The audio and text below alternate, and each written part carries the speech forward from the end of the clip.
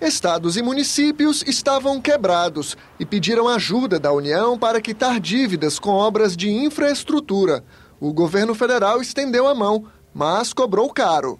Uma dívida que começou em 98 com 93 bilhões, depois de pagar 200 bilhões nesses 12 anos ou mais, ainda tem 400 bilhões de correção, isso já mostra que há uma distorção. A dívida foi renegociada pela última vez há 15 anos.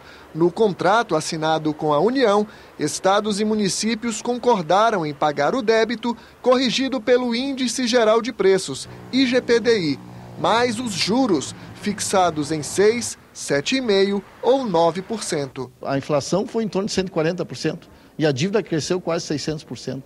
O presidente do Senado defende a renegociação da dívida. Eu mesmo sou representante de um estado pobre da federação, o estado de Alagoas, que despende com o pagamento da sua dívida pública todos os meses, recolhe para a União algo em torno de 50 milhões de reais. São quase 5 bilhões ao longo de 8 anos de mandato, o que significa dizer, em outras palavras, que o estado de Alagoas não tem condições de honrar esse indexador. O texto que está na Câmara muda o indexador para as futuras prestações. Em vez do IGPDI mais juros, estados e municípios teriam duas opções para pagar a dívida. Ela poderia ser corrigida pelo IPCA mais juros de 4% ou pela taxa Selic, definida pelo Banco Central. Pelo projeto, vale o índice menor.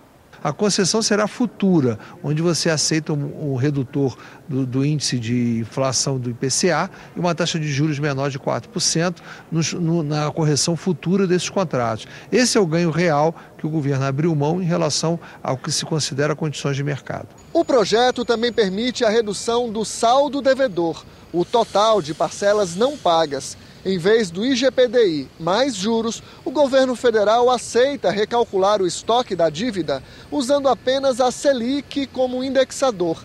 Para alguns estados e municípios, isso pode significar o perdão de parte das dívidas. Em entrevista ao jornal Senado em Dia, o consultor legislativo Josué Pellegrino explica que o desconto vai depender de quanto estados e municípios pagam de juros. Contratos que foram feitos com um juro mais elevado, de 7,5% e principalmente de 9%, terão uma probabilidade maior de ter um desconto no saldo devedor. Mas esse ponto do texto ainda gera polêmica. Os estados defendem que, em vez da Selic, a União use o IPCA como indexador. De 1999 a 2012, a Selic variou 644%. O IPCA foi bem menor, 147%. Nós não estamos defendendo nenhum calote, nenhuma quebra de contrato.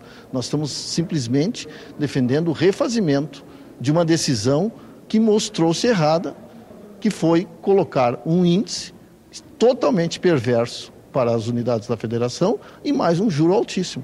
A Confederação Nacional dos Municípios vai além.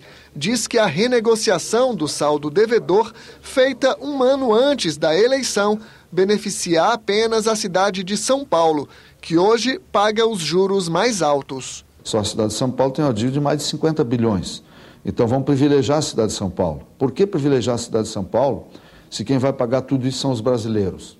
Né? Porque se vai perdoar ou diminuir de um só, por isso nós queremos que fosse para todos os municípios envolvidos.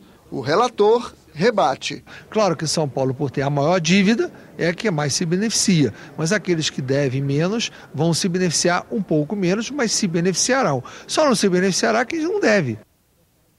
A sessão temática para debater as dívidas dos estados e o Pacto Federativo aqui no Senado está marcada para as 10 da manhã de quinta-feira. O ministro da Fazenda, Guido Mantega, deve participar do debate.